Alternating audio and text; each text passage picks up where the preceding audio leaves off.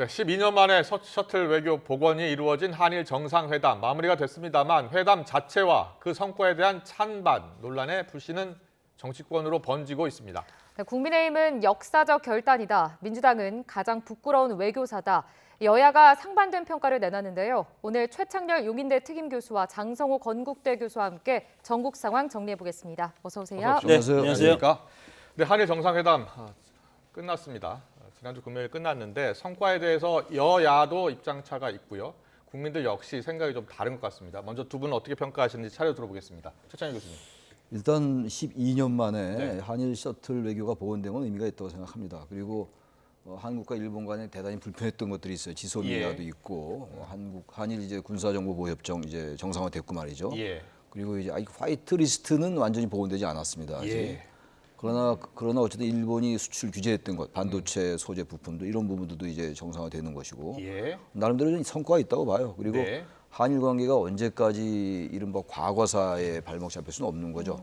과거사가 여러 가지가 있죠. 위안부도 있고 독도 문제 있고 특히 이번에 문제가 되는 강제징용 문제, 강제 동원 문제 이런 것들도 있습니다만 윤석열 대통령이 나름대로 정치 철학을 가지고 결단을 내린 거라고 좀 평가합니다. 네. 긍정적으로 평가하는데 예. 박진 외교부 장관이 3월 6일 날 그 당시 우리 정부가 발표할 때 며칠 안 됐습니다만 이른바 이제 대위 변제안, 제3자 변제안을 발표할 때 예. 물코의 반은 우리가 채웠으니까 그 말했죠. 물코의 반은 일본이 채웠으면 좋겠다라는 취지의 얘기를 했어요. 그 얘기는 뭔가 일본의 성 있는 그 조치를 촉구하는 거였거든요. 네. 다시 말하면 우리만의 노력으로 되는 건 아니다란 말을 한 거예요. 네. 박진 외교부 장관이. 근데 이번에 방일 결과를 보면은 일본의 성의 있는 답변은 별로 저는 없었다고 봅니다. 아까 말씀드린 그런 한일 간의 불편했던 쟁점들은 어느 정도 해소가 됐는데 네. 몇 가지를 보면은 특히 이제 일본의 그 경제통상사니 산업사 경제산업사인가요? 그 사람이 이 백색 리스트, 화이트 리스트 네. 이 부분이 복원되기에는 한국이 하게 달렸다 이런 말들. 아. 그리고 이제 특히 독도 문제와 위안부 합의 문제가 뭐 이따 말씀 나오겠습니다만 예. 그런 부분들에 대해서 일본의 관방부 부장관은 그런 논의가 있었다라고 얘기하고 있고 예. 우리 대통령실은 특히 어제 박진 장관이 방송에 나와서 한 얘기 들어보니까 의제로 논의된 바가 없다. 의제로 논의된 바가 없다는 얘기는 뭔가 얘기가 있었다라는 그런 뉘앙스 남기기도 하는 것 같아요. 네, 이런 네. 몇 가지들 특히 이제 강제동원 문제에 대해서 3월 9일 날 우리가 3월 6일 날 발표했는데 3월 9일 날 하야시 외무상이 일본 중의원에서 답변할 때 강제동원은 있지 않았다라는 얘기를 했단 말이죠. 이런 부분들은 역시 우리의 입장, 우리는 꽤 노력을 하고 있는데 일본의 입장에서 볼 때는 우리가 일본의 태도를 지적하지 않을 수 없다. 그러면서 볼 때 완전히 부정적으로 평가할 수 없다 하더라도 예. 상당히 문제가 있는 부분이 있었다는 걸 지적하지 않을 수가 없습니다. 예. 그렇군요. 예. 네, 잘 들었습니다. 장성호 교수님도. 글쎄 뭐 우리 최 교수님이 이제 문제가 있었다 이렇게 지적도 하지만 네. 문제가 있지 않았으면 이렇게 한일 관계가 지금까지 끌고 오지 않았지 않겠습니까? 예. 여러 가지 뭐 성사가 됐다가 다시 취소가 되고 그런 것이 지금 역사적으로 계속 반복이 돼 있고 우리 민족사의 애환이라고 저는 생각이 듭니다. 민족사의 애환을 보면은 상대가 있는 것 아니겠습니까? 현실적으로는 북한과 분단이 돼 있는 그 현실. 그리고 두 번째는 과거지만 한일 관계 일제 36년의 지배 그에서 파생되는 여러 가지 문제들 이런 것이 지금 해결되지 않고 있는 것은 현실적으로 북한은 핵을 가지고 있기 때문에 해결이 어렵고 두 번째 일본이라는 나라도 내부적으로 지금 여러 가지 역학관계가 있지 않습니까? 사과를 속 시원하게 하면 되는데 예. 그러면 그래서 일본 자국 내에서 이런 것들이 정치인들이 살아남을 길이 없기 때문에 공개적으로 강하게 할 수 없는 그런 현실이 있고 과거에 알렉산드로 대왕의 그 고르디우스 매듭이라는 그런 것이 딱 여기에 들어맞는 것이다. 저는 그렇게 판단이 됩니다. 네. 그래서 북핵과 한일 관계는 지금 상당히 해법이 정치화된 것이기 때문에 일본뿐만 아니고 우리나라 내부에서도 이 문제 해법과 관련해서 여야가 극명하게 갈려 있는 이런 문제이기 때문에 상당히 어렵다. 그것이 이제 전체적으로 우리가 봤을 때 그럼 어떻게 해야 될 것인가? 언젠가는 이것이 해결이 돼야 되지 않겠습니까?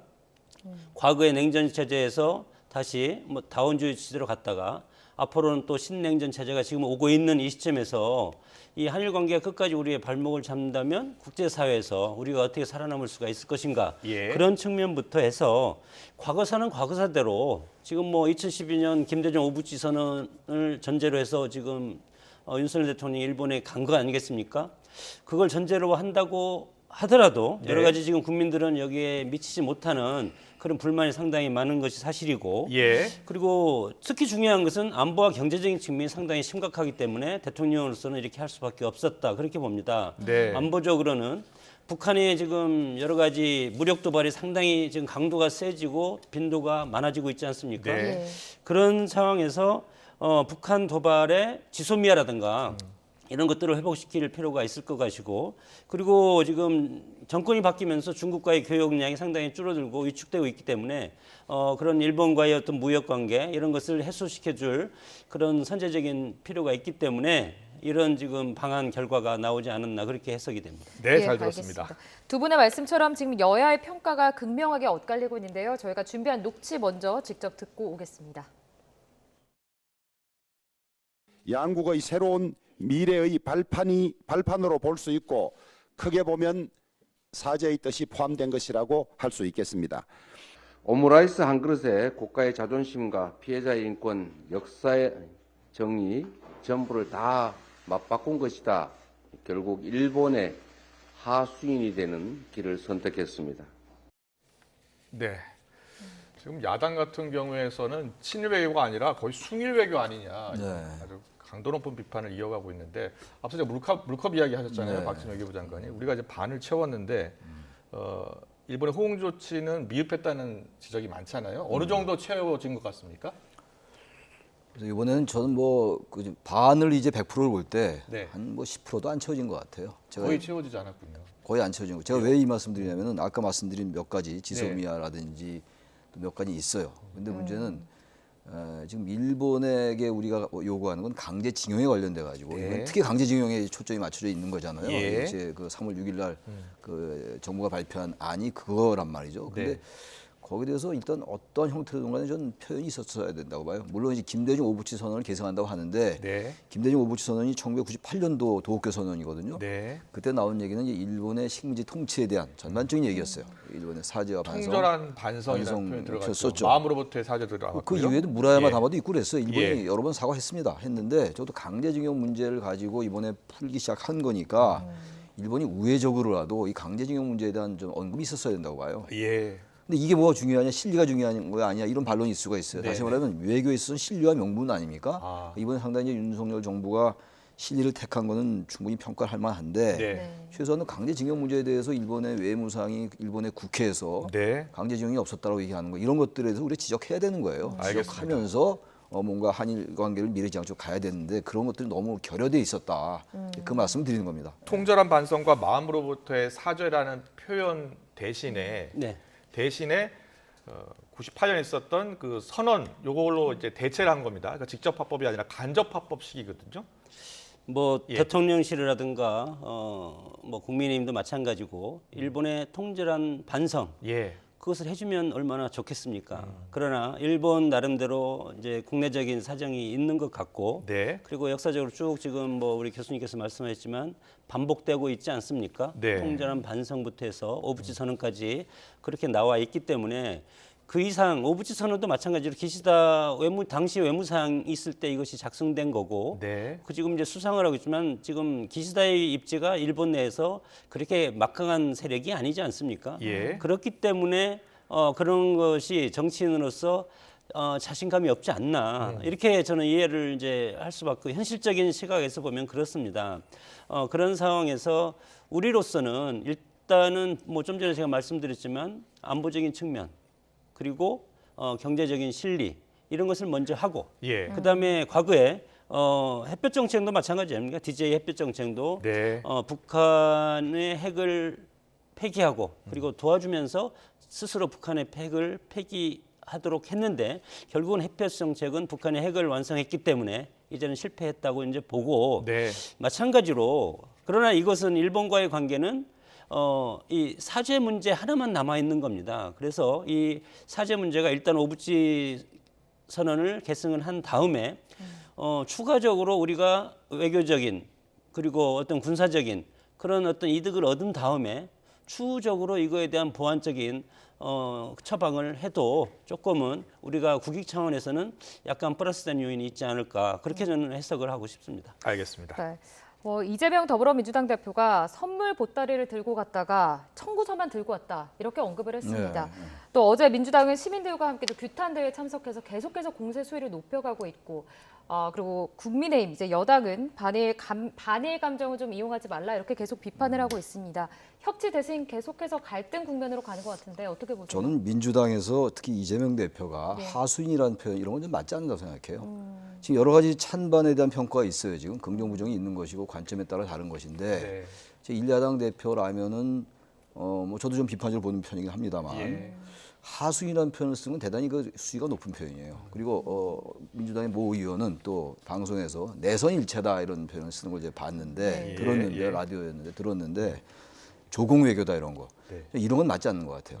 이거 너무 과한 그 비난이죠, 비난. 예. 근데 현재 상황을 그대로 보면서 실리란 측면과 명분이란 측면이 있고 또 국민 정서도 있고 여러 가지 면이 있는 거거든요. 예. 국민들의 여론은 좀 비판적인 게 좀 많은 것 같긴 한데 네. 뭐 찬성하는 분들도 많이 있어요. 예. 언제까지 이렇게 하는 거에 갈 수 없는 거 아니냐라는 게 있기 때문에 야당도 여기에 대한 그 문제점을 지적하되 뭔가 평가할 건 평가를 해야죠. 네. 어제 지소미아나 이런 건 잘하는 거 아니겠어요, 어쨌든 간에. 예. 근데 물론 자위대 군대가 이제 뭐 우리나라에 진주한다 이런 표현은 저는 아직은 과하다고 보고 예. 그게 쉬운 얘기가 아니거든요. 그래서 알겠습니다. 뭔가 과하게 너무 이제 이런 그 친일 반일 프레임을 정치에 이용하는 것 이건 전 동의할 수 없습니다. 강제동원 해법 정부가 내놓은 것은 제3자 변제안이잖아요. 네. 여기에 대한 국민 여론은 과반 이상이 사실은 반대하고 있는 내용입니다. 그럼에도 정부가 좀 밀어붙인 측면이 있기 때문에 야당의 반발이 계속 이어지고 있는 것이고 정의당도 냉혹한 평가를 하고 있습니다. 국민의힘 같은 경우에는 이제 윤석열 대통령의 결단이라는 측면을 강조하고 있는 것이고요. 미래라는 점을 강조하고 있습니다. 셔틀 외교가 복원되면서 경제도 활력이 생길 것이라고 하는데 그렇게 될까요?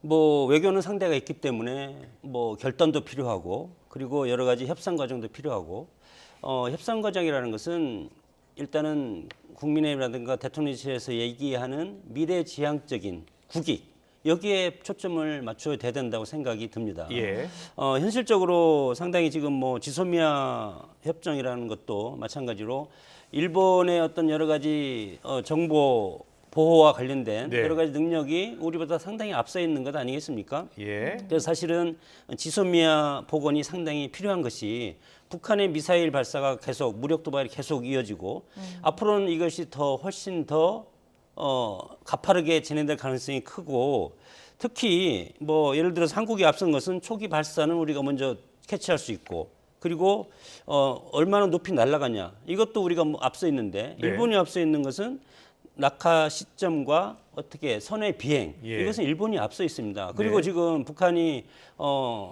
대잠수함 미사일을 지금 발사하고 있지 않습니까? 예. 여기에서 우리가 해양 초계기가 일본이 110대고 우리가 16대에 불과하기 때문에 예. 사실은 지소미아라든가 이 정보 공유 협정이 빨리 복원시킬 필요가 있는 겁니다. 그래서 양측이 다 원했던 부분일 수도 있어요. 특히 휴민트 같은 경우는 우리 정부력이 워낙 앞서고 있기 때문에 일본 네. 정부도 상당히 원했던 정보라고 하더라고요.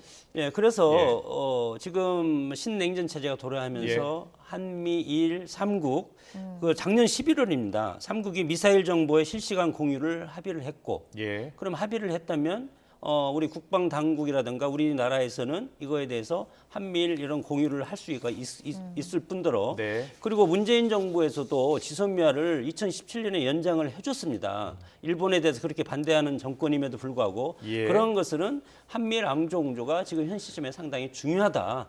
그런 차원에서 이렇게 원활한 논의를 위해서 이런 조치가 필요했기 때문에 지금 뭐 국민들한테 사실은 대통령실이라든가 국민의힘에서 이거에 대해서 솔직하게 이런 안보적인 측면 이런 것이 뭐 군사 비밀은 아니지 않습니까? 예. 그래서 이런 것을에 대한 국민적 이해가 상당히 앞으로 더 필요하리라고 저는 생각이 듭니다. 알겠습니다.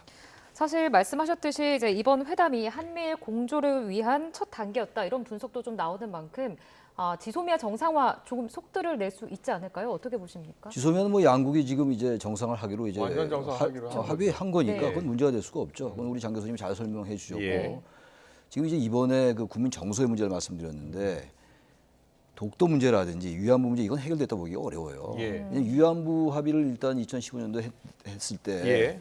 박근혜 정부 때였잖아요. 근데 그게 이제 문재인 정부 때 파기됐단 말이에요. 위안부 위안부 합의 관련해서 확실히 이해해달라는 요청을 지금 한 것으로 전해지고 한 있어요. 건데 그거는 사실 우리 정부를 압박하는 걸로 느껴지는 예, 거거든요. 예. 지금 보세요.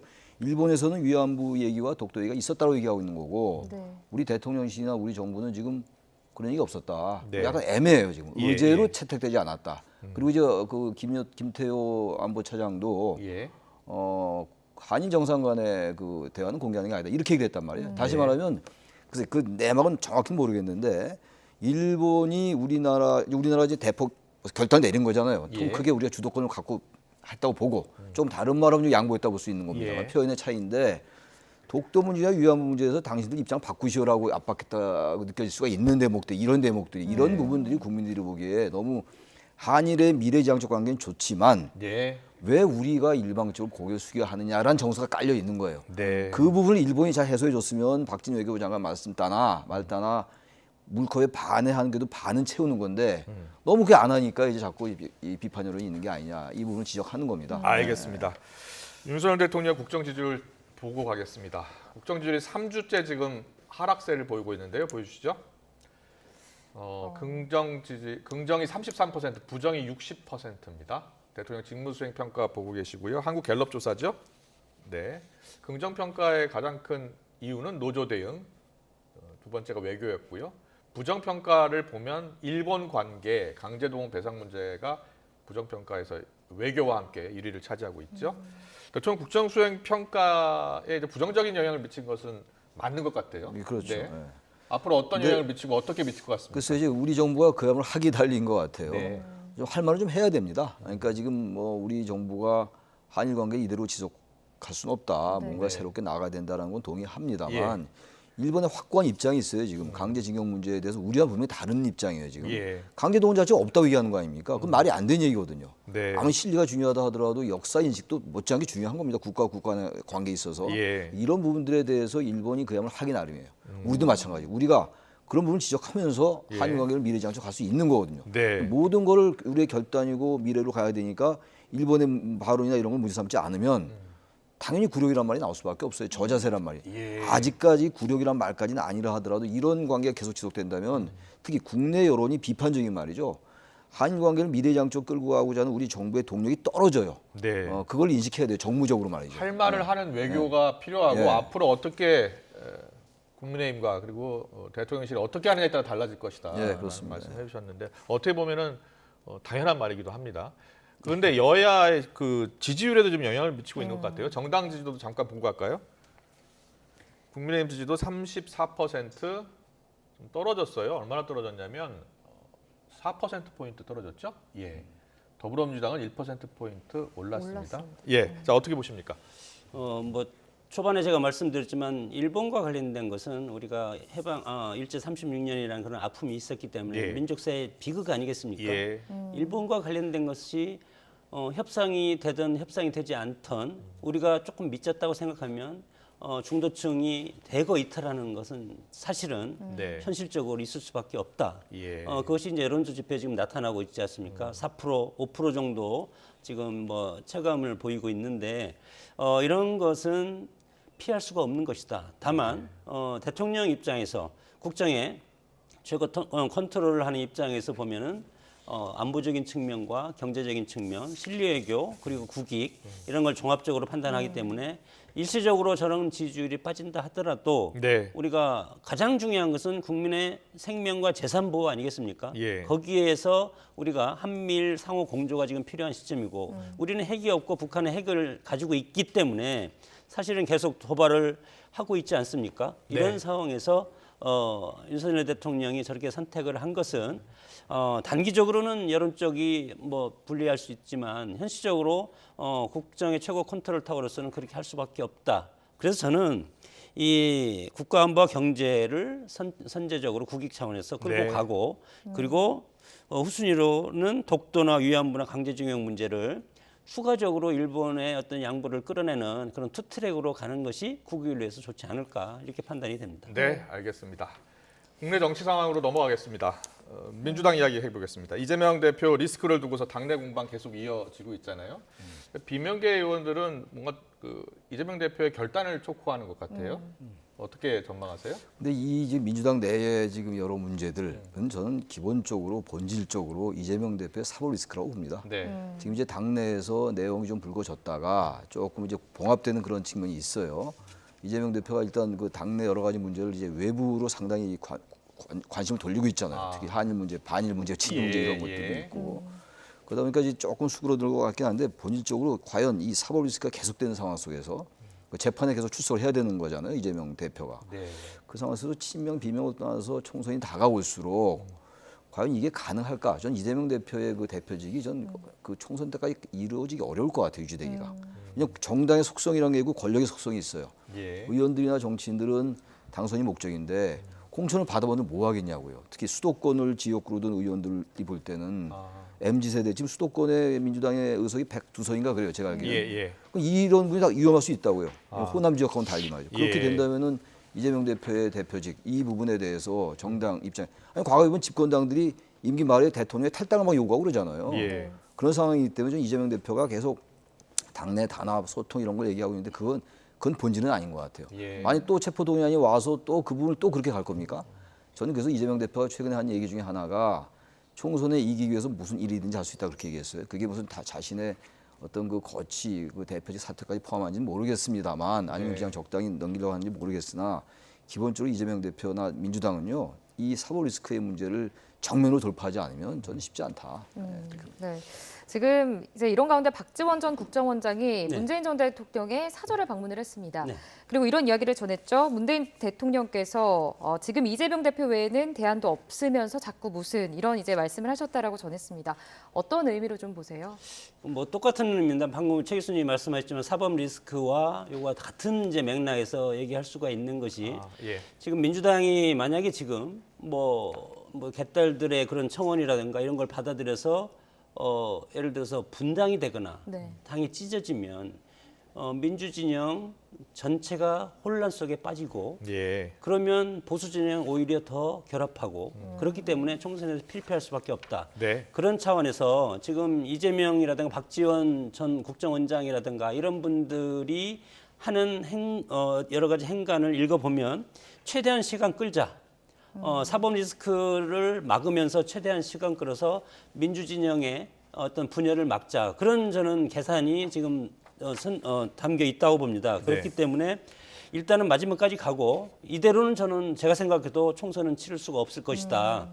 그래서 연말까지 이대로 쭉 가다가 연말에서 전격적으로 이재명 대표가 사퇴를 하고 예. 당을 비대위원장 체제로 전환이 되면 그다음에 민주진영의 분열이 없지 않겠습니까? 예. 그런 차원에서 총선을 치르고 그다음에 당대표 복귀를 할 수도 있다. 이런 시나리오로 가지고 있다고 봅니다. 그렇군요. 근데 이 박지원 전 원장이 문재인 대통령 방문했을 때 나온 내용 있잖아요. 이재명 대표 외엔 대안도 없다라는 이야기. 여기에 이제 비명계 의원들이 발끈한 한 겁니다. 이상민 의원 같은 경우에는 우리가 문 전 대통령 부하이냐라고 이야기하면서 이런 이야기를 전한 것도 문제다 이렇게 이야기하더라고요. 전 문재인 대통령 전 대통령의 발언을 다 풀로 좀 들어봤으면 좋겠어요. 네. 우리 발언이라는 게 전원이 되면 말이죠. 이게 딱 거두절미가 되면 이 발언의 진위가 많이 왜곡될 수 있어요. 예를 들어 저의 추정인데 박지원 지금 전 국정원장이 전 의원이 지금 문재인 전 대통령을 만나서 여러 얘기를 나눈 가운데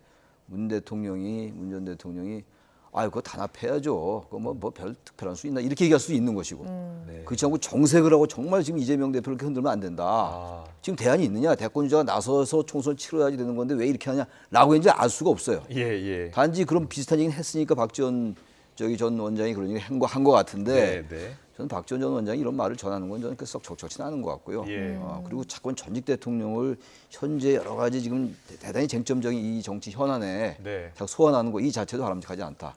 박지원 전 원장이 조금 발언을 좀 자제했으면 좋겠어요. 이상민 의원이 지금 이제 꼬봉이라는 말 쓰지 예. 제가 않았습니까? 보아라는 네. 표현으로 네, 뭐 조금 바꿨습니다. 저는 예. 자극적이라고 이제 생각이 들고 그리고 당의 원로 아닙니까? 네. 그리고 민주당의 대표도 하신 분이고 그리고 전직 대통령인데 전직 대통령의 어떤 여러 가지 당에 대한 애정 어린 충고 네. 이런 것은 충분히 받을 수 있는데 그것을 그런 자극적인 용어를 써서 비판하는 것은 민주당의 같은 의원으로서 바람직스럽지 않다 예. 그렇게 생각이 듭니다. 알겠습니다. 네.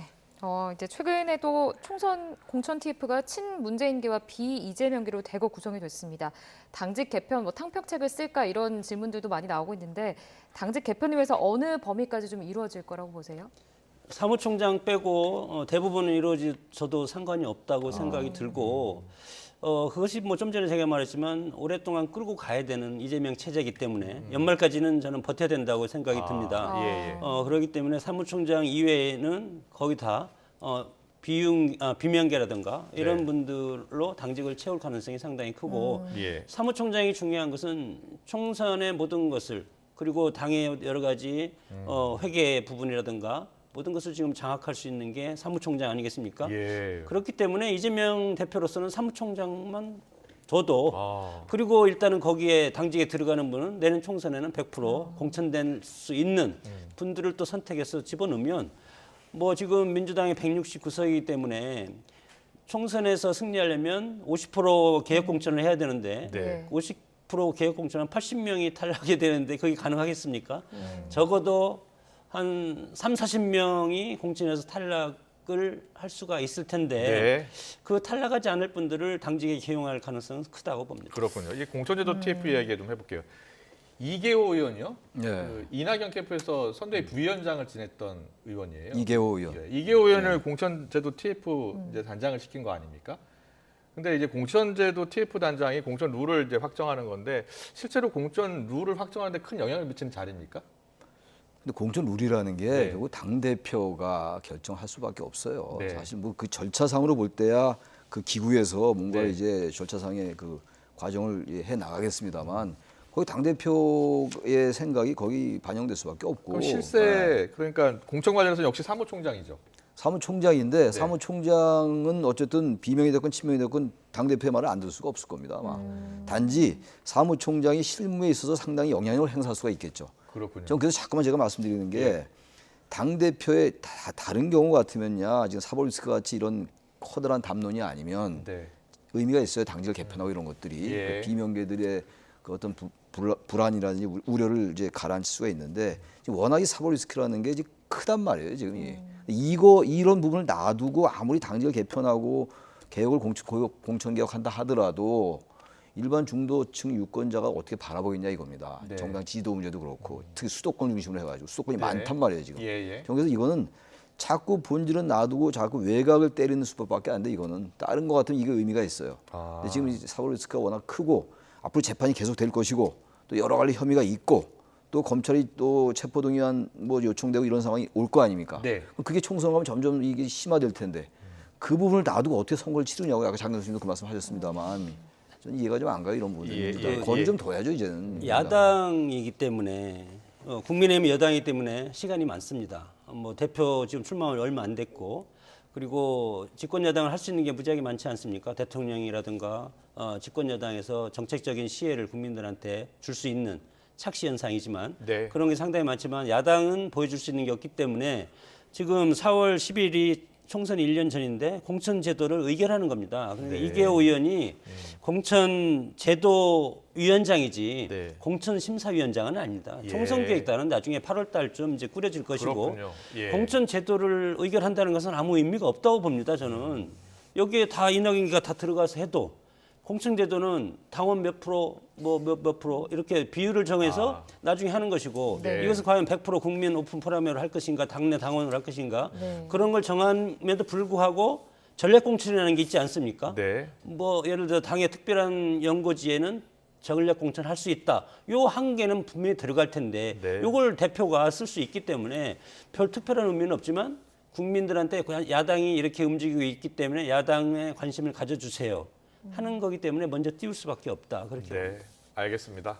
여러 정치 현안까지 짚어봤습니다. 한일 정상회담 평가 그리고 향후 정치권에 미칠 영향까지 짚어봤습니다. 최창열 용인대 특임교수 장성호 건대 교수와 함께 짚어봤습니다. 잘 들었습니다. 네, 고맙습니다. 네.